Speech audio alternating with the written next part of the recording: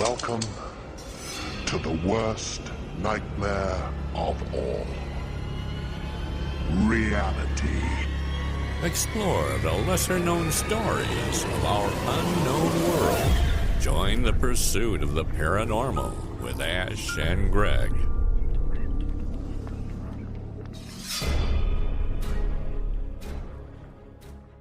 Welcome along, guys. So tonight we are joined by Chris Rupert and Tyler Transu from Dockside Media. Thank you. And today, July the 5th, when we're recording this, your latest documentary, Secrets of the Sasquatch, has been released everywhere. Now, we're fortunate enough to have seen this in advance, so thank you for that. And last time we had you on, we were talking about the first documentary you were working on. The first one was Conscious Contact, Full Disclosure. Then The Ghosts of Gettysburg, and now we're on The Secrets of the Sasquatch. Absolutely loved it. Awesome. Absolutely we only come on your podcast every other documentary we release. Yeah, absolutely. But with compliments like that, man, we might start doing 2 times for every one documentary. Yeah. No, we really appreciate it. That means a lot. Yeah. So I started watching it a couple of days ago, finished watching it today, just due to times and life. But yeah, absolutely loved it. Nice to see Sue Walker on there again. Bless her heart. But yeah, thoroughly fascinating. Are you a Sasquatch guy? I don't know. I like how Ash perked up and looked at What is he going to say? Oh, dude, that was sick.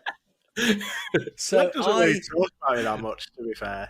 No, I'm on the fence with it. We've spoken to many people about Sasquatch. Yeah. And Bigfoot and the wild man in the UK.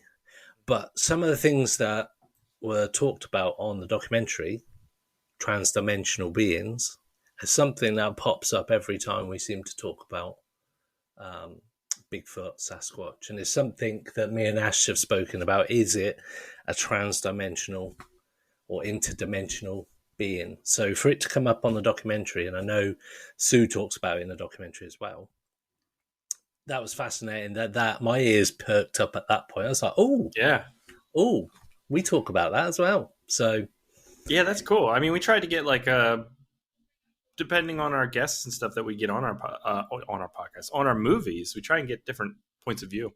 So that was definitely one of them. And then we have the other side of the spectrum where it's more the comparisons to Gigantopithecus, and it's just this creature that's still on Earth from a long time ago. And that's what I like, is hearing all those different perspectives and those points of view. And then, like you heard something and it perked you up and it brought your interest in. And we're hoping that it does that for everyone in some way. Yeah, it was fascinating when we're talking about the marijuana bit. That perked me up a bit. Headache cure. Usually it does the other thing. Usually takes you down a little bit. But I wouldn't know anything about that. I'm just saying. But what I did like, and sorry, Ash, I'm just talking at the moment. I like the fact, and I was saying to Ash about this offline, was that the documentary wasn't like a hype up to this bit of footage. Like sometimes there's always this little drop of teasing all the way up to this big bit of footage that ultimately disappoints. But your documentary was like a calm approach from everybody's different viewpoints to their experience with Sasquatch. Absolutely loved it, and I was hooked. That's hooked. Cool. Yeah, thoroughly enjoyed it. I hear what you're saying. There's like a level of dramatization that people try to do to make their thing, and it's like a Ghost Adventures episode or whatever. Like I like that stuff is fun, but what are you actually going to see at the end? And I think maybe that speaks to the way Tyler and I kind of create this stuff. And I won't speak directly for Tyler. He can comment then. But we just kind of approach this stuff in the way that we think is interesting and compelling. and entertaining. So maybe if we had consumed a ton of Sasquatch documentaries or alien documentaries beforehand and we're huge fans, we might be trying to, reinvent or just reproduce that kind of content. You see that a lot with filmmakers. They're like, I love Die Hard or I love Aliens. And then their first movie is just a really shitty version of that movie. Do you know what I mean? And we just kind of like, well, let's get these interviews, let's get this thing, and we'll find the interesting storylines inside them. So yeah, I think that's why maybe it's just like our original vision is a little different than the normal thing you see out there, maybe. And I love the dude that everything Greg has brought up, dude. For the people just listening to audio here, that's me throwing up a ball, knocking out of the park. Throwing up a ball, knocking out of the park. Throwing up a ball, knocking out of the park. All the things Greg mentioned here as far as like kind of the new information or new aspect as far as the transdimensional, perhaps extraterrestrial, maybe some telepathy. Also, hold on, I'm drawing a blank, but there was something else you mentioned. Basically, all the things you really liked were like, dude, as far as the Sasquatch being maybe herbalists and enjoying, some like cannabis perhaps for its therapeutic and medicinal purposes. The only reason. Yep. Yes, only reason. Yep. So, dude, I just loved hearing what you were saying because on these other podcasts, a lot of people have been saying the exact same thing, that they liked our approach to it. That it was, it was different. And that's what we're trying to do, is just make something, whether you agree with the stuff or not, man, at least hopefully it's bouncing around inside that brain of yours. And you know what? From here on out, you might look at the world a little differently. Maybe you're a little bit more open-minded. Maybe you have a little bit more compassion, a little bit more empathy. But yeah, we're just trying to do our part to like help people be more well-rounded, because I think that's how we get, and as we destigmatize this kind of stuff, that's how we get more answers. And so like in the UK, are you guys getting like Sasquatch or Bigfoot reports? I know.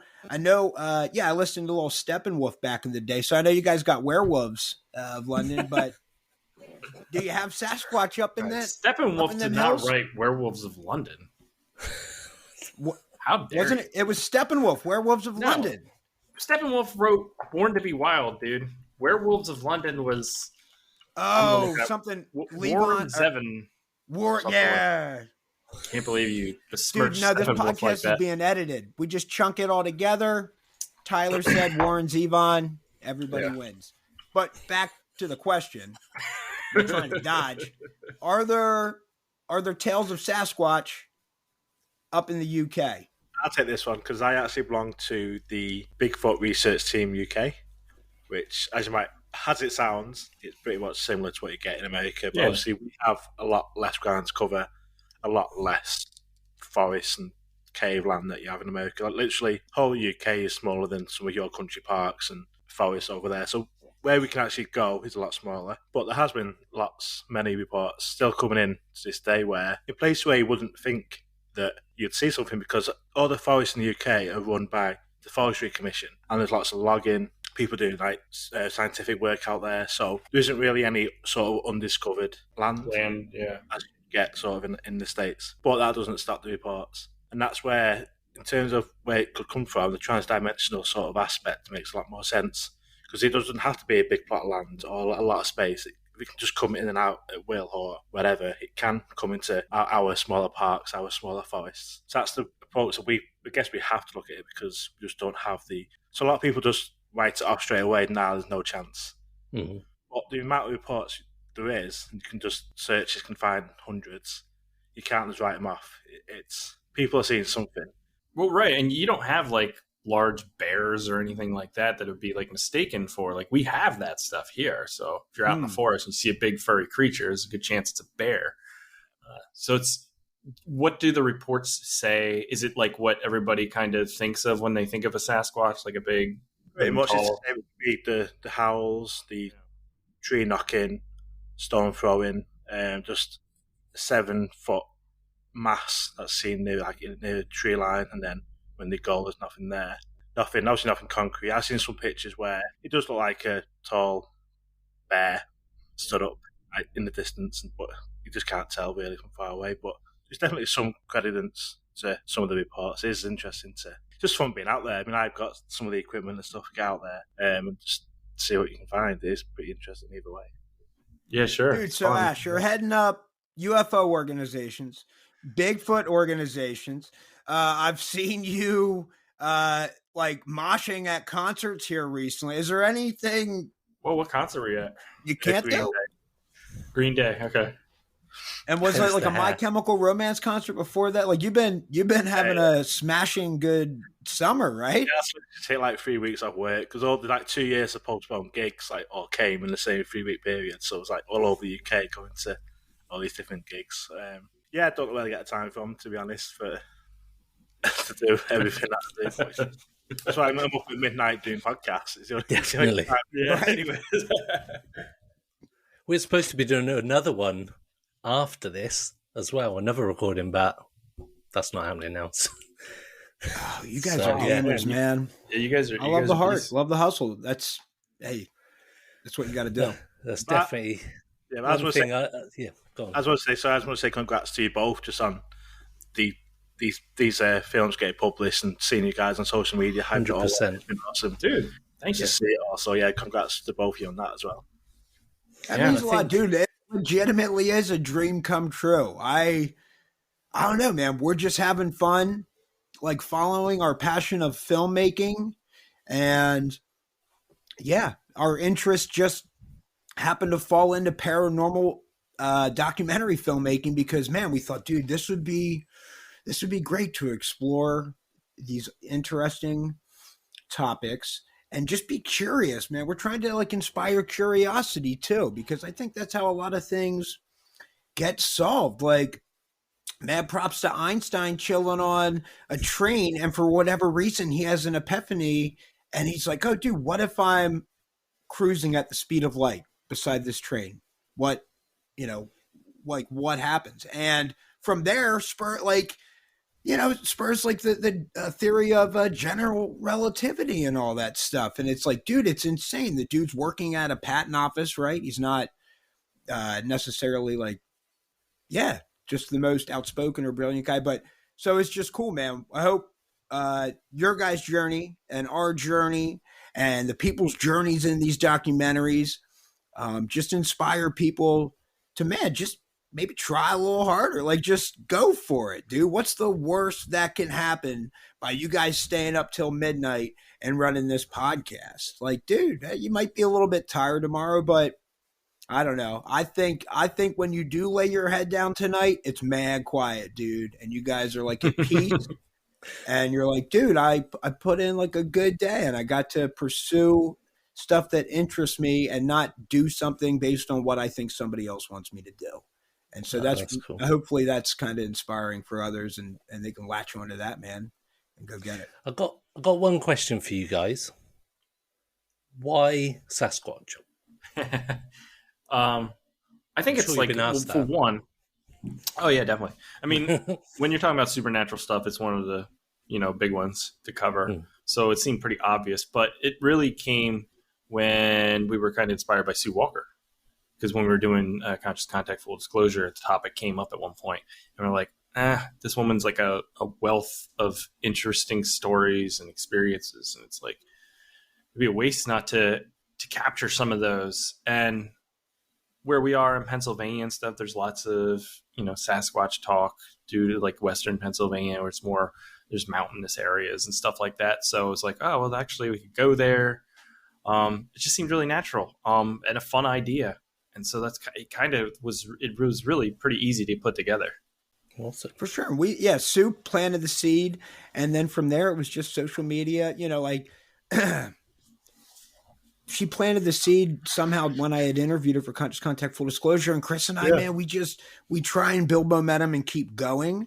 And so, when I'm driving down to the beach a couple weeks later or 3 weeks later, and it might not even have been that long, but it was shortly after that interview, and I'm heading down to the beach. I'm like, Chris, Sue's saying about Sasquatch or interdimensional.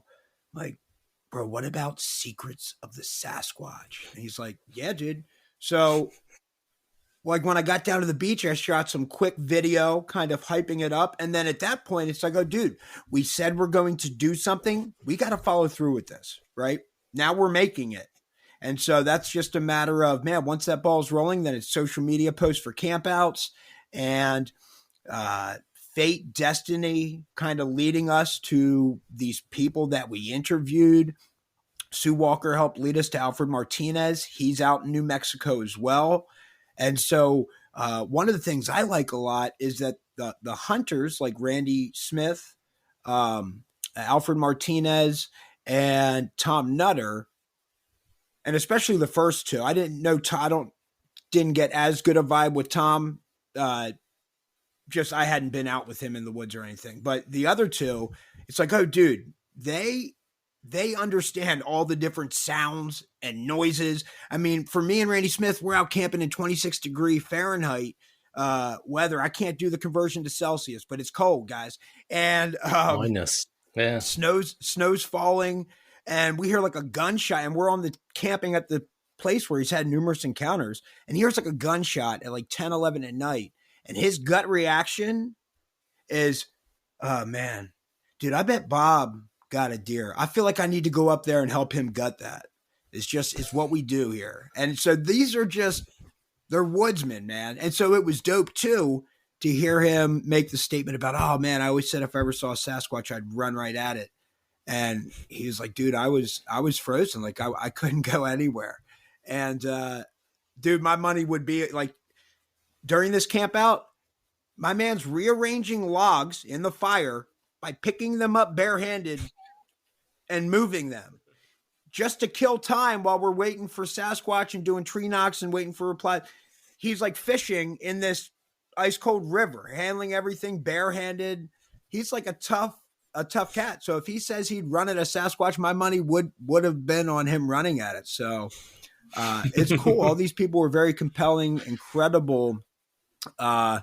Just that's what they do, man. They're out in the woods. They know the difference between all the different various wildlife that's out there and the sounds that they make. So that's awesome. I was going to say, because I don't think I've actually talked about the movie in the since we started the thingy. But yeah, I think just to sort of lead on from what you're saying there about obviously they're like the woodsman, and you've got Sue who has sort of the more spiritual side of it.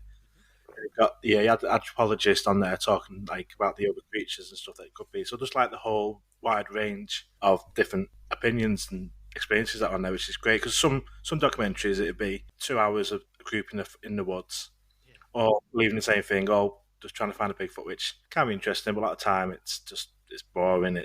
And I feel like that kind of content works really well for TV. When it's like Ghost Adventures, I keep saying going Ghost Adventures, but that kind of content where it's like every 5 minutes we're leading up to some climactic moment just when the commercial is going to hit. And then you get back from the commercial and you forgot what you were waiting for and it turns out nothing. So yeah, we didn't try and over dramatize anything these people were saying, but there is still the element. We did legitimately go out, try and find some stuff. We went out on that hunt with Eric. Well, Tyler did.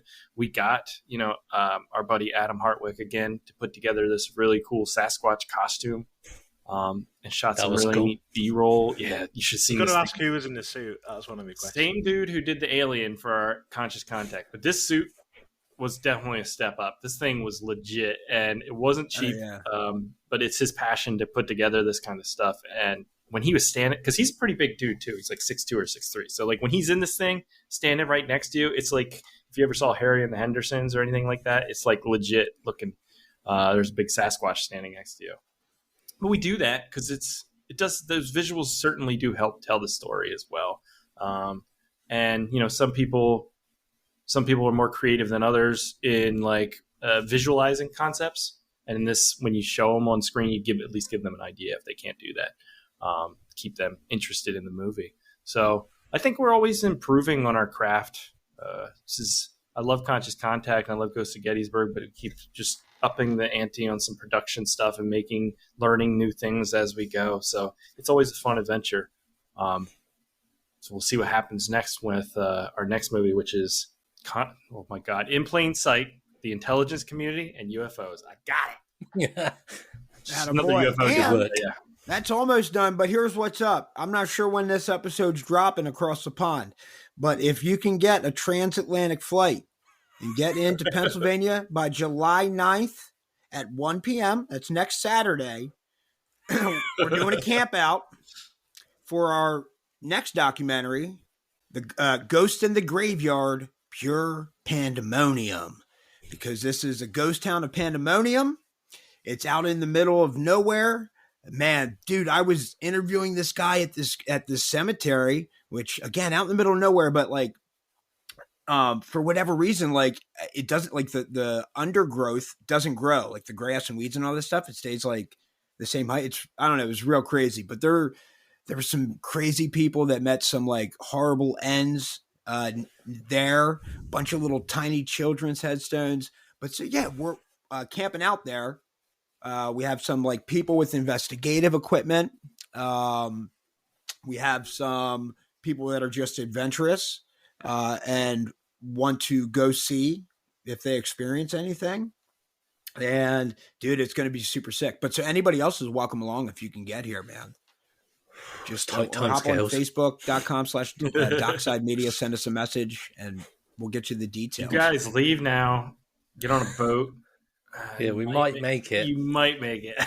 Airport's a mess at the minute. It's might need to get in the queue for security now. And then That's Probably true won't too. get through security. Yeah. That's true.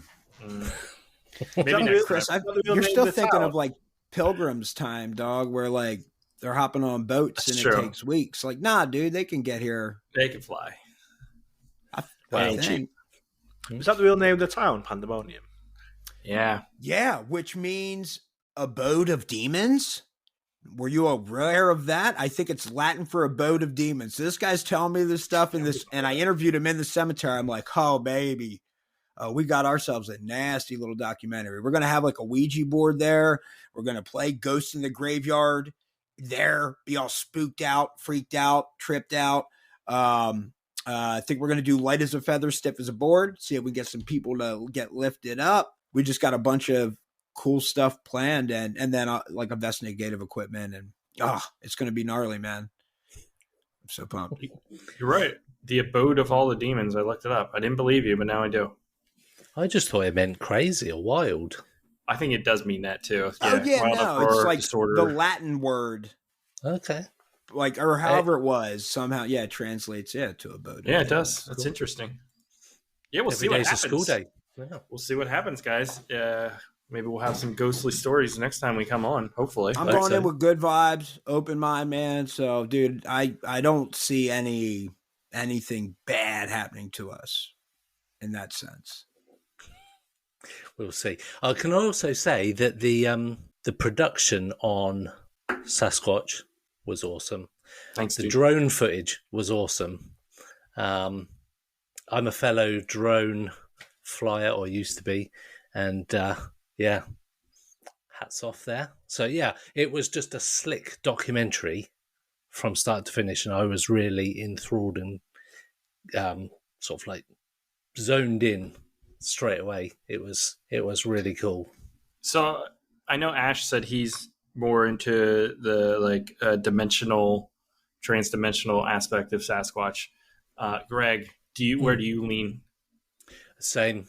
Okay. So I think after speaking to all the people that we speak to, where UFOs or UFO related activity seems to sort of center around places where Bigfoot, Sasquatch is sort of seen, or different sort of paranormal events happen in similar areas around the same sort of time. And the fact that the UK is so small, for example, that there can only be sort of one real sort of way that can happen is it appearing and disappearing. And that transdimensional fits that brief, really. I think it also covers off some of the UFO related activities where they can disappear and reappear sort of at will. For example, we spoke to John Edmonds at Stardust Ranch, and he was saying that the grey aliens would appear and disappear at will. And that kind of fits that brief as well. It kind of, if you can traverse dimensions, you're almost unstoppable, I would say. Oh, for sure, yeah. At least for our civilization. How close are we to getting to that? I saw an article today about like the LHC. They just slammed together. Dude, they were going. Now they measure it in electricity or something, but it was 10 trillion electrovolts or something, which measures out to nearly the speed of light. And they smashed these darn atoms together, and they found these like 3 new particles, these like beauty quarks or something. And dude, so now we're getting small enough, like 2 or 3 beauty quarks equals 1 neutron or whatever. So it's like, oh my gosh, dude, how much smaller can we go on the quantum scale for quantum particles until we are like we just understand it, and we are moving objects through space and time thanks to quantum entanglement. I feel like that's coming. So on that note, I saw a social media post today about the fact that we're entering a new existence or timeline today. So they switched it on. We won't know, but we've actually shifted to a different timeline. And we spoke to Jeremiah, that I know you guys have spoke to for What If I'm Wrong podcast. And when we were speaking to him about CERN and LHC, we were talking that in 2012, when they switched it on, I reckon time's been affected and time seems to have sped up since then, which was an interesting take on it. So it'd be interesting to see if anything weird happens from today onwards. For sure. I think one of the Cloverfield movies is like that. That is that's like the plot to it, like the one in space. I forget what it's called. Paradox. Paradox. There you go. But it is an interesting concept. It's a really fun thought piece for sure. I mean, there's no way of knowing though, right? No, exactly. Yeah. Exactly. So it might have happened and we just have no idea it's happened. Exactly. So we're saying the release of Secrets of the Sasquatch shattered space time and space. Is that what we're getting? Yes. It seems kind of funny. They decided, here's what's up. CERN knew Secrets of the Sasquatch was dropping July 5th for a long time. They didn't. When did they schedule it? I'd like to see some yesterday. Some books, some accounting books. I feel like, they saw what was up and they're like, dude, not everybody can handle this. We're taking them boys to the other side, the other timeline, along with Greg and Ash. There we go. It seems too much of a coincidence for it not to be that. It's true. It's true. You guys speaking about like, not having that much wilderness space and stuff does definitely lead more credence to that transdimensional thing. I always leaned to the other way, where it was, when Tom Carey speaks about Gigantopithecus and these creatures that are just kind of like been lost to time, but they're still out there. That always was more interesting to me because I guess, it's simpler of an explanation, right? Mm-hmm. A lot of people would say, well, we would have seen it by now, but the world's a lot bigger than people think it is. There's a lot more nature. We were talking, we were on another podcast and they were talking about West Virginia, and just one of the national forests had like 1,000, was it 1,000 or 100,000 acres or something? I thought it was 1 million, bro. Sorry, it was it was 1 million acres. Like 1 million acres. Just one national forest. Imagine going 500,000 acres into the middle of this forest. There's nothing around you except for wildlife and creatures and stuff. And you probably wouldn't see most of them because that's their habitat and they know how to hide. So that's always the way I kind of lean. But maybe if I was ever on your side of the world, it would be a different story. I suppose when you think of Nessie, the Loch Ness Monster, that's a very similar thing because you think, it's only like one body of water. Yeah. Surely like you'd find it, but people don't realize how big Loch Ness is. Yeah, it's huge. It's 25 miles in length, and it's so deep. Like you can fit every human on Earth inside Loch Ness.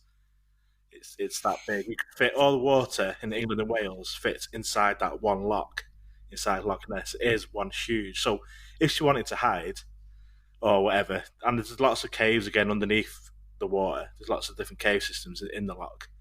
Nessie can hide easily. We always think our world is much smaller than it is. We always we scale things improperly in our minds, I think, or something. So yeah, that's really interesting that like Loch Ness is so much bigger, because you're right. It's always like, dude, it's a freaking pond. Just you would see this, but maybe not. You know what I mean? Yeah. Yeah. No, it's an interesting take on it. For sure. And I do like that theory that it is just a long lost species. But then you hear about from Sue Walker's side of things, and the telepathy and the Ponti and how she's getting these messages and is able to telepathically communicate or get messages from Sasquatch. And you think, well, and she talks about them being guardians of the forests and guardians of the earth. And they're kind of like, yeah, that's actually quite a romantic kind of picture about these creatures that are looking after the earth.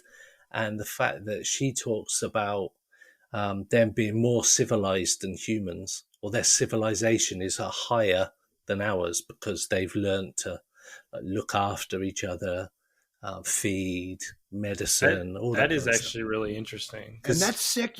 Everybody brings that up, dude. That's so dope that for whatever reason, that fell on everybody's hearts we talked to. They remember the part about that they're more civilized because they look at it differently and caring for others. Chris, go ahead. I didn't mean to interrupt. No, I was going to say it's funny because like we look at like primitive cultures and stuff, and we think, oh, we're better than them because of our technology, but like, are we in a lot of ways? I mean, just look at social media and stuff. Like there's not a lot of empathy floating around on those platforms. Like it's just vitriol a lot of times. And it's like, is that a better way to live? I don't necessarily know. I do like that concept as well. I think and a lot of that stuff, I think Sue's experiences go back to more like Native American, her experiences with them and their culture. And I think a lot of her, what she's learned has come from them and maybe passed on from them. Like Clifford Mahudi was on Conscious Contact Full Disclosure and spoke a bit about that kind of stuff as well. So it's really interesting for me as well. And I think the telepathy side of it, when I was watching it, I was thinking whether I'd ever heard that in relation to Bigfoot before. I don't think I had. You have with E.T. and CFI, where you're doing a sort of conscious communication with them, but I hadn't ever come across it with Bigfoot relation. That was interesting just to, never considered that before, but why not? There's no reason why that's not true. And that's where I'm at. It's like, oh, dude, I'm open really to every explanation until like something like rules it out. Like I think good science is like keeping an open mind and not, just not having like a biased or preconceived notion. And it's like, oh, dude, have you been in class before or work or wherever and like just like physically felt like somebody staring at you, right? And like you turn and like see it. Like, I don't know what sense is that, right? Somehow it feels like there's a tethered connection. Somehow I felt somebody's gaze on me. I don't know. Is that like the early forms of telepathy and us connecting our minds or consciousness? Like it very well could be. So yeah, I don't know, dude. The more I stay open to the possibilities of the universe and that I don't know everything and just that science and the government and all these people don't know everything, dude, the better my life seems to get. Like I don't know. And it could just be my perception of my life and how comfortable I feel in my skin, but I don't know. I think there's something to being curious and open-minded and respectful of others and these types of things. So Tyler, I'm going to telepathically tell you something right now. Do you know what I'm going to tell you? Okay, that was a leading question. You're like, do you know what? So can I see the future? Answer that question. Yeah. What? Okay, but it was that you have to go because you have your bad movie night show podcast. God, you're telepathic up in here. It's working. I'm a transducer, bro. You must have felt that. Yeah, that feeling. Now I do actually have to go. I know you do, and it's for your bad movie night show. Yeah, I was telling Greg and Ash. Oh, before you decided to join us. And then they'll tell the audience. We can tell the audience like 15 different ways you got to go, so they really know. Tell them everyone. No, but you're not going to hear Chris's voice from here on out. I wish I could stay, but I do have to go. It's good seeing you guys again. Hope I get to see you again soon. We come back and talk about some more stuff. But it's always a pleasure. So I will catch you guys later. And to your audience, thank you so much for checking out Secrets of the Sasquatch. So what you were saying then, Tyler, about when you can sort of feel like someone's gaze on the back of your head. It's like that saying, when your ears are burning, it means someone's talking about you. It's that sort of same sort of thing. Exactly. And it's so trippy, like, you know, yeah, I'm familiar with that phrase here in the States. You guys are familiar with it in the UK. And I can't tell you exactly when I heard it, but I feel like it was when I was a kid. So, you know, how wild is it that something like that spread across the world, across different languages, dialects, etc., to everybody pre-social media, probably pre-newspapers, right? I don't think they were printing that in the newspapers. So is there some truth to that? Is there some long-lost sense or ability that we have? I mean, what is it? Like dogs can like sense a thunderstorm coming, right? And is it they have a heightened sense of like being able, or I'm not sure how they can do it. It might be because of the barometric pressure dropping. Like I know some people who've had injuries or surgeries or something like that, a joint will start hurting prior to like a thunderstorm or rain or some low pressure system moving in, because like biologically their body, like that change in pressure, somehow their body could sense that first. It's transmitted to neurons and up to the brain. And dude, I don't know. Like I said, I love the curiosity of this big universe and like just all the cool things. And I think in 100 years from now, those things like teleportation, you know, via like quantum entanglement and stuff like that, and quantum computing, you know, our kids will be like, well, were you guys savages or what? Like, how did you not? All you do is plug this into this and then press this button and then you just go to that planet. You guys couldn't do that. And it's like, man, we did it. No, we couldn't. We couldn't even really conceptualize how that was possible, but it'll just be normalized, you know, another 100, 200 years. Well, you think now kids have got, anybody under the age of like 20 has got no idea what life was like before the internet, which is insane. Because you got Facebook came out in 2004. So anybody born before that has really got no idea of what life was like before social media. No, I was doing homework in books and stuff. Yeah, and it changes. And like the thing is, like some small children are better suited, like for natural survival or whatever, like versus adult, like some very old adult or elderly person. Like an elderly person would have just might have a hard time of like, oh, how do I get a hold of the Queen of England or the president? It's like my son would be like, oh, just tweet at them, right? Like hashtag this, or just even, I don't know, my kid, like legitimately 8 years old, Fortnite, he can run circles around me and it's nuts. It's very humbling. It's not like I'm a bad video gamer or anything like that. Like I'm 37. I've been playing video games since I was 5.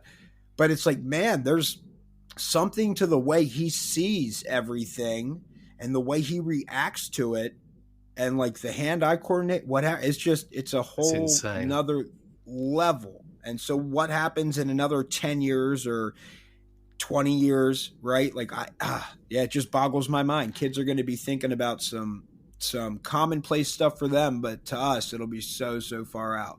I look forward to those because they'll be able to look back and they'll go, so you powered your vehicles on essentially sort of liquefied dinosaur and this oil and this fossil fuel.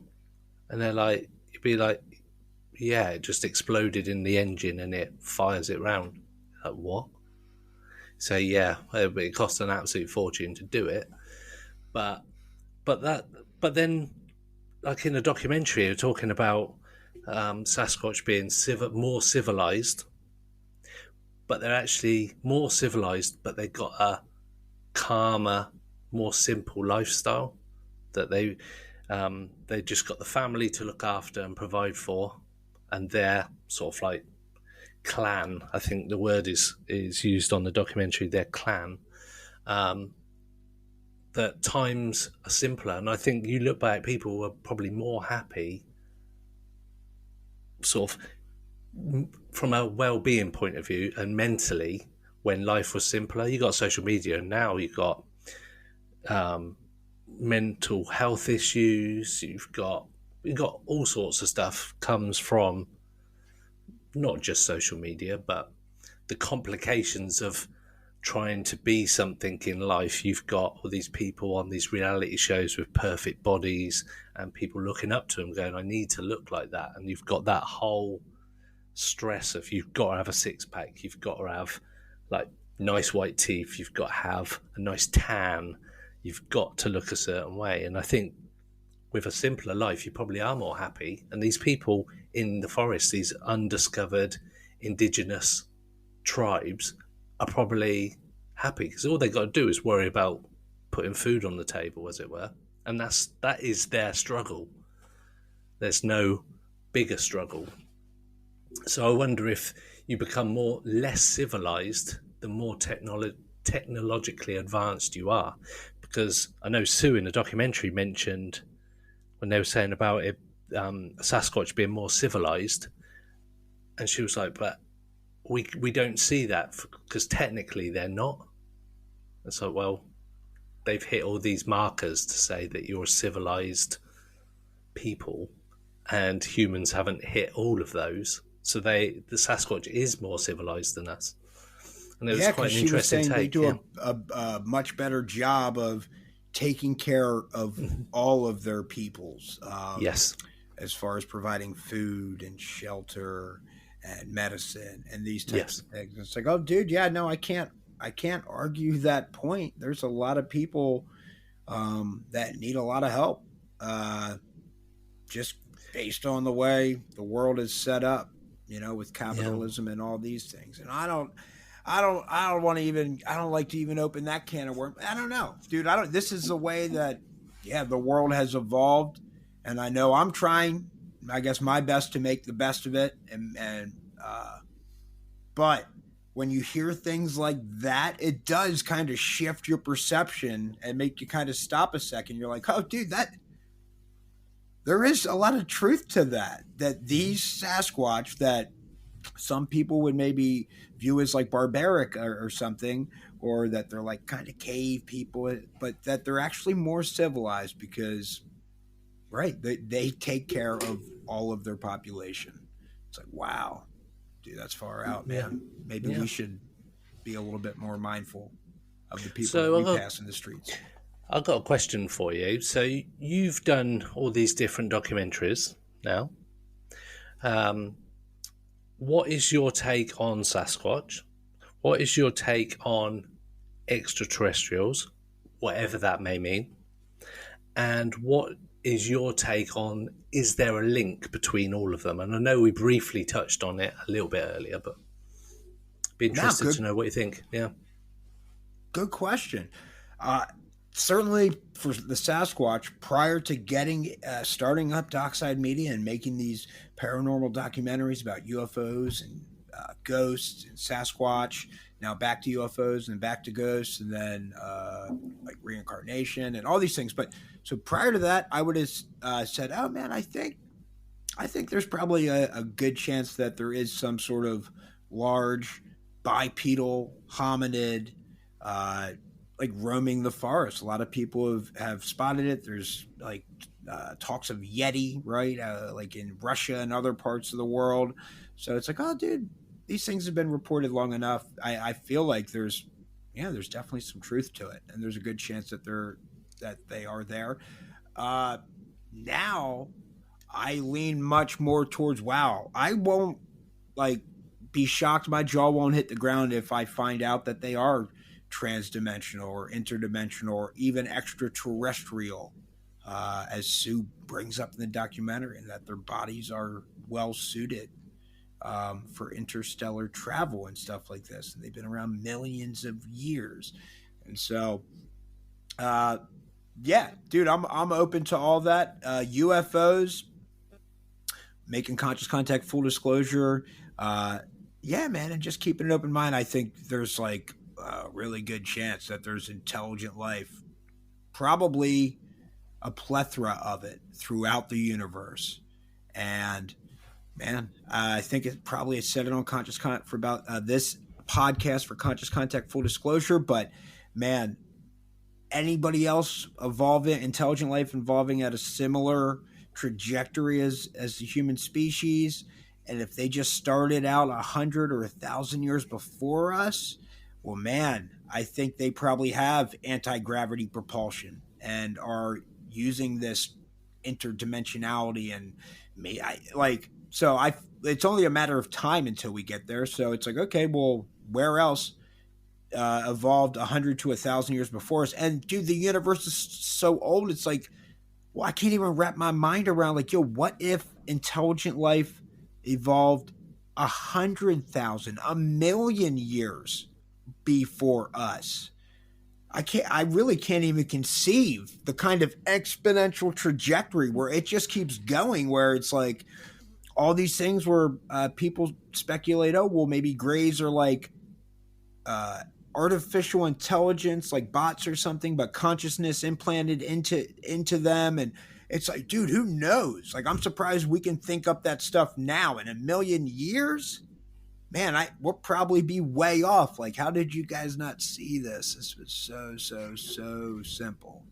And you could have had the entire universe at your fingertips, but you missed it. You were too busy arguing about whatever it was. So yeah, Oil dude. prices. And then is there a link between Sasquatch and UFOs? I think it's possible. I know. So we did 3 campouts for the Secrets of the Sasquatch. 2 of them, one was with Randy Smith, the hunter gentleman on the property where he's had a bunch of encounters, and the gentleman Bob nearby, his son, had like rocks thrown at his window when he was a child. The other one was with Eric Hubbard and Desiree, which is where we went and set out some different glow sticks and sparkly balls, and he had an infrared camera, thermal camera, to try and get some footage. But the third one is I was going to go on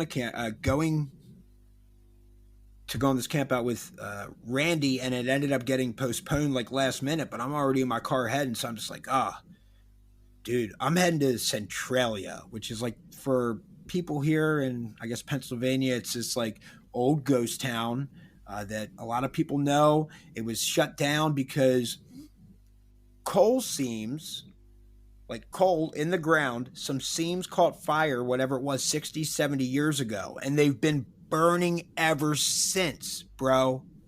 So they had to abandon this town, and people still like travel there. It's like called Graffiti Highway. Everybody spray paints different stuff. But to make a long story short, I went and checked that out because I'm in my car. I got cameras and stuff. It looks wild. And then I'll go stay out in this remote state forest that's nearby. And when I stayed out there, sure enough, dude, as I'm setting up the tent, and again, 26-degree Fahrenheit weather, super cold, I see this like UFO like cruise across the sky. It was just like a bright light. It was further out. And I was like, dude, that is so weird, man. I wonder what that is, that it's like that bright. It didn't have any like blinking like FAA lights, like code or anything like that. So I'm like, yeah, dude, that's crazy.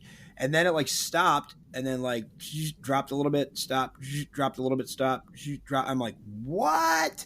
So it like changed direction. I'm like fumbling for my phone, and by the time I get it out, it's like down past the tree line. And I'm like, oh my gosh, dude, this is insane. So it was wild. I had like a UFO sighting while trying to go do some like Sasquatch investigation. And that, but like I didn't follow a MUFON report or anything like that. You know, like it was so cold. It was like, man, I couldn't even like commit a ton of brain power to it because I need to get this tent set up, and I like it was already dark when I hiked in, so I'm like, and I need to get like a fire ring and fire belt, or I'm like going to possibly freeze to death, right? So, yeah, it was crazy though, dude, seeing that, and then hearing like these like 2 people talking like really loud at like 1 a.m, right as I was falling asleep all by myself, yo. I'm just like, dude, what was that? Undo the tent, fly out, grab my knife. I'm like, dude, I'm just not going to be a sitting duck, man. If anybody's coming for me, like I'm putting up a fight. And nothing came. Nobody was around. I was like, what in the heck is going on? It was really, yeah, I don't know. It was far out. It was really far out. But I'm here today in the new timeline. Thanks to the CERN LHC fired on today. Things are good. You definitely sound a lot more open-minded than the first time we had you on. Definitely. Oh, gnarly, dude. That's what's up. A shift change, definitely, which is awesome. Wow, that's cool, because I was definitely the more open-minded of the two versus Chris and me in Dockside Media. So that's what's up. That suggests growth, and that I am, just continuing to try and seek more information, right? Same with us. Like, I mean, I've always been open-minded, and Greg has, and then just doing the podcast, it's just like, just absolutely incredible how much more there is to actually think about. I thought I knew a lot, but the more I find out, the less I seem to know, if that makes sense. It just creates more questions. So, like, at the start, we were talking about, there's Bigfoot. We covered off the Australian Bigfoot, Yowie. We talked about celebrity UFO sightings and that kind of thing, and some ghost stories. And then we've spoken to people about reincarnation. We've spoken to people about Bigfoot separately. A guy called Sanjay that we spoke to. We've spoken to people about CERN. We've spoken to, people who... So, multitude of mediums that have talked to us about life after death and what is out there. We've spoken to people, paranormal people, that have now shifted towards UFOs. So we spoke to a guy called John Blackburn, and he's a medium, and he's now going out ghost hunting. Not ghost hunting.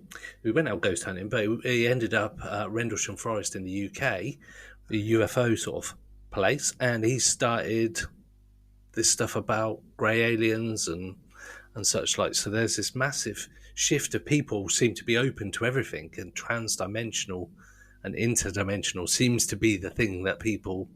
It kind of gets everything into more of a believable, even though it sounds insane talking about interdimensional beings and that, but it seems to be the bit that seems to link everything. You go, actually, it just fits. It fits the narrative. Everything seems...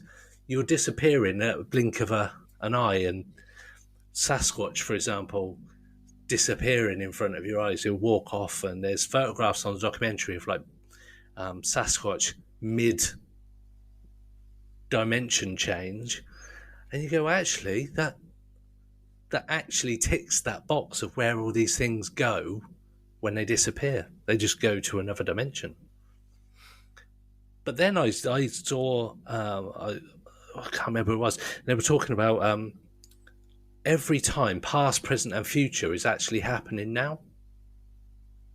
So there's no such thing as time travel as such, because everything is now.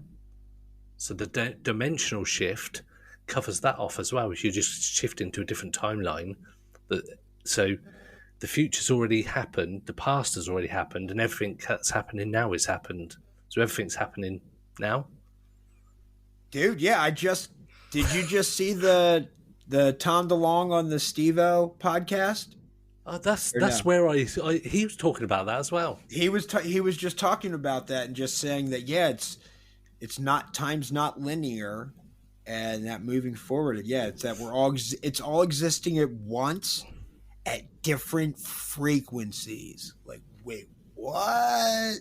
Dude, that's really crazy, and I can get behind that. Is that for example, it kind of helps explain how Dockside Media came to be and ended up getting 3 documentaries, and almost our 4th one's almost complete to get picked up for distribution. It's like, dude, how did I feel in my heart at the beginning of this, like last August, so like 11 months ago, when we just took off and started?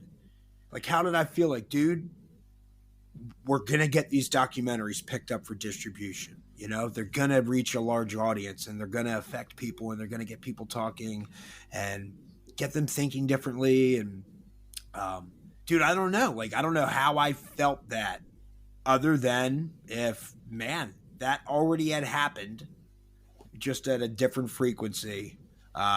So that like I wasn't conscious of it in this dimension or frequency, whatever. But it explains it.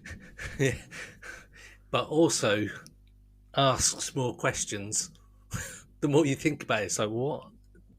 Literally mind blowing. So looking back to August, did you ever think that you'd be promoting 3, about to get the 4th one picked up, which is in plain sight, and you'd be on different podcasts around the world, across the pond over in the UK here? Hopefully we're the only UK podcast you've been on. I believe so. Yeah. We wouldn't do you dirty like that. I'd be straight with you if we were going to go on some garbage. I'm only teasing. Podcast. We only go on the best. But would you have thought back then that you're having conversations about your experiences, the documentaries, that long ago, that you'd be doing that now, and the sort of meteoric rise that you've had and like your success? Because it is great, and seeing the first documentary and seeing how far you guys have come now, and seeing you guys and the effort you put in and the absolute passion that your social media is as well, it's awesome. It is awesome. And I know we like all the stuff that you do, and you're now doing the TikTok stuff where you're doing like the 1 minute mysteries and all those kind of stuffs. Check those out on TikTok as well, people. Yep. As well as us. Oh yeah. Yeah. But, follow them first, then you can find us. But it's like, it seems to have exploded for you guys. Dude, I really don't want this to come off as conceited or anything like that, but man, in the beginning, like I thought this was possible, and I think that increased the odds of it becoming possible. And that's what I just always kind of talk to Chris, because I know, man, I think after I filmed that Anjali press conference, August 17th, 2021, ran home, cut the trailer, and I think then I'm like, Chris, dude, we're getting this picked up for distribution. This is crazy. And probably shortly thereafter that, I think we had filmed the Ghost of Gettysburg maybe a few weeks later or a month later, and we had started scheduling. But I was like, bro, we can get 6 of these out in a year.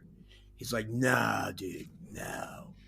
Oh, and no. So I'm sorry. I called that when we only did like the first or second interview for the Conscious Content. I'm just like, bro, we can crank these out. We're going to do 6 a year, man. So, hold on. If we could get 2, that'd be good. Let's go for 2.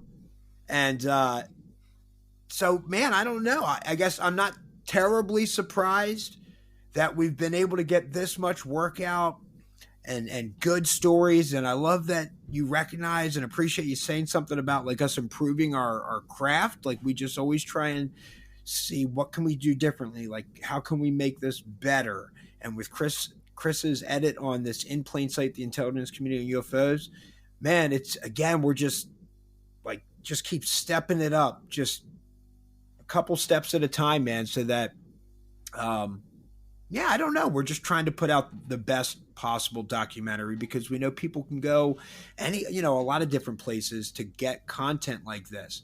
And so we just hope that we do it in a way where, and it feels like we are, because I love the things that like you guys are bringing up, that what you took from that documentary is like, dude, those are some dope little nuggets that they remembered.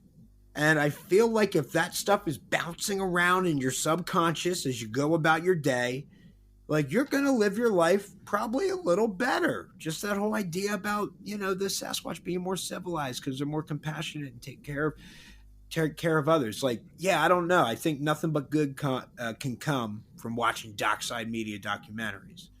And so I've just been really trying to just enjoy the ride, man. Just when I go on, like for In Plain Sight, when I flew out to interview Richard Doty for it, who's former Air Force Office of Special Investigations counterintelligence officer from the 80s, like just crazy stuff.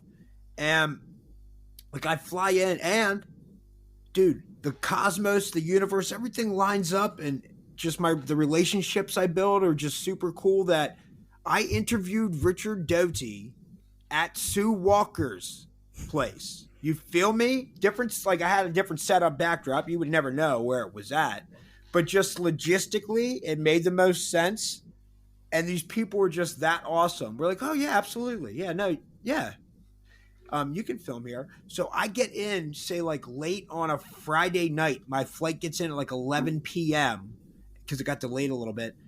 And, dude, I drive straight down to Roswell, 3.5 hours away. Sue's like, oh, no, you can just stay like in our camper outside, or we got an extra room. I'm like, oh, no.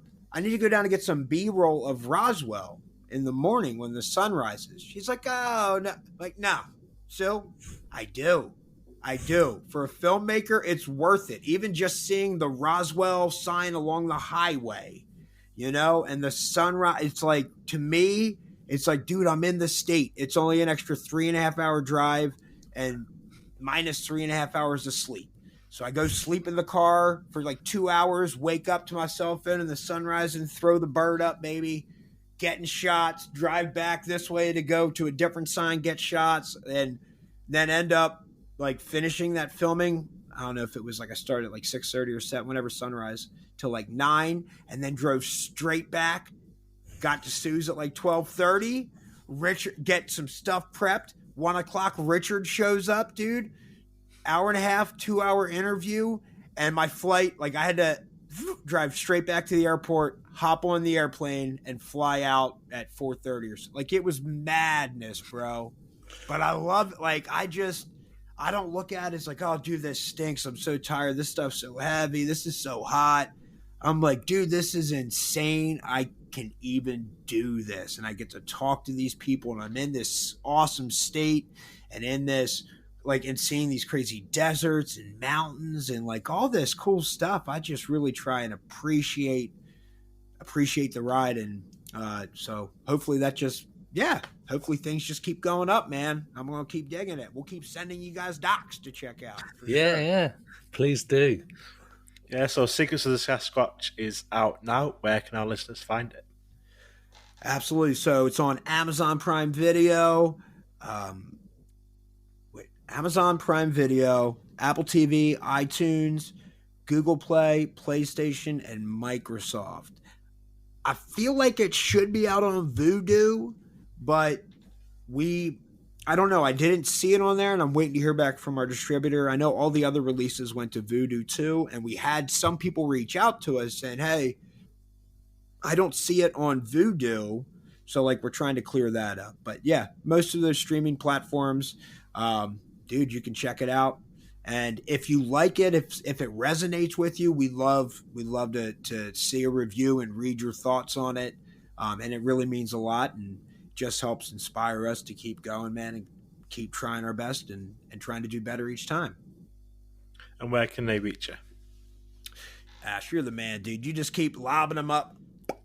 Knocking out of the park. So you can catch Dockside Media. That's right, the dopest documentary production company this side of Milky Way. On Dig It, Dag It, Dag Nabbit. Let's go. Check it. You can get us at www.docksidemedia.com. You can find us active on facebook.com/docksidemedia. And we're also doing a lot of tweets, TikToks, and Insta posts for at Dockside Media. And then we are also on YouTube.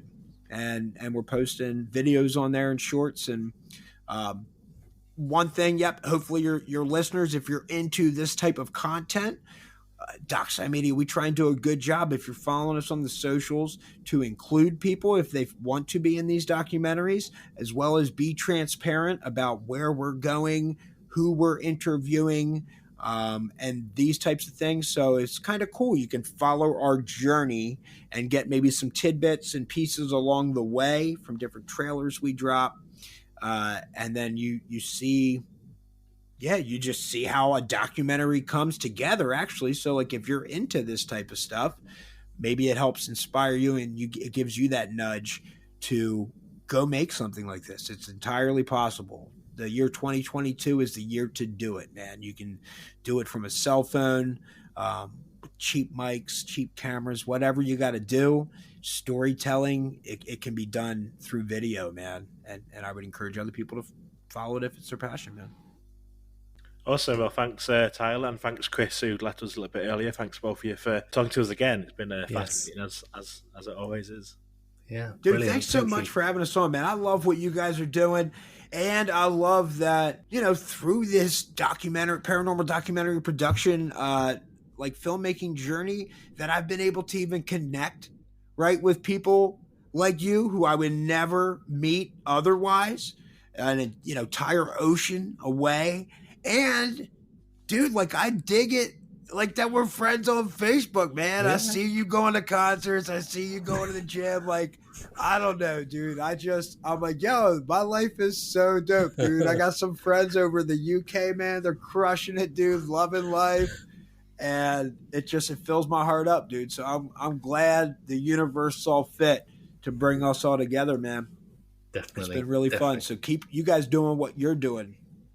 For sure. We're trying. We're definitely trying. And like you say, we do these late at night a lot of the time, and it never feels like work. It's always good. I always come off these podcast recordings, even when we've been talking to people about the most fascinating and insane topics that we touch on, and I come off it and go, wow. And I don't think, oh, God, glad that's over, or, oh, I've got to do that tomorrow, or whatever. It's always like, boom, who are we speaking to today? Let's have that chat. It's just, it is a definite passion. And when I said that to my kids as well, I said, if you can find something that you can do, that you love, it will never feel like work. And while sometimes the editing and all that kind of stuff can be a bit much, and social media posting and trying to answer messages or post stuff or answer comments can be a bit overwhelming at times. And you just think, oh my God, there's so much to do. It never feels like it's, oh, shit, I don't want to do that. It's always, boom, on to the next thing. Let's do it. Yeah. Like we're trying to ramp up to 3 episodes a week. We're talking about other stuff that we're doing later in the year, and it's insane. It's insane. Yeah. It's like, where are we going to fit it all in? But we do. So keep smashing it, guys. Where there's a will, there's a way, dude. I love that fire. Absolutely. I love that passion, man. And it's crazy. I don't think that kind of stuff, you know, can be understated enough. I remember my parents telling me that. You're telling your kids that, which your parents may have told you. But yeah, it's like, dude, how... It took me a long time till I was like 37, man, or 36 to just really think about, my parents said, man, if you really do something that you love, you'll never work a day in your life. I'm like, oh, dude, that's what's up, man. This filmmaking is just fun. And the fact that just that we can make these documentaries, and dude, it is so stinking sick, man. So, you know, for me to like, you know, quit the sales job, right, and just spend my own money booking these flights and these rental cars and all these things, where probably most sane people on the outside be like, dude, that looks like it's going to be a waste of money. What are you doing? I'm just like, hell no, man. There's no better way I want to spend my time or how I'd want to spend my money. And I'm very thankful, man, that like I bet on myself, and it's been paying off, man. And I think the only time it doesn't pay off is if I stop doing this. Because right now, like, we just keep growing and getting better, and I don't know. I think it just keeps getting better and better, man. So I'm going to keep going, and I would encourage others, dude. If your world's looking a little bleak or something, man, just, dude, find something that, like, what really fires you up? Is it history? Make a history podcast about the fascinating things in history you dig. Or if it's like, if you're into crocheting, well, dude, open up an Etsy shop, man. Start cranking out some, like, whatever your favorite little crochet things are. Think of something outside the box. Oh, what if I did head covers for golf clubs or something? And Like what, there's a lot of different ways to like think about something that you really like, and how there's like should be no shame in making money, right? Trying to make money off your skills or your crafts or something like that. And what a great time we live in, where a lot of this stuff, like my production company, filmmaking, like I just started with a free Facebook page, man.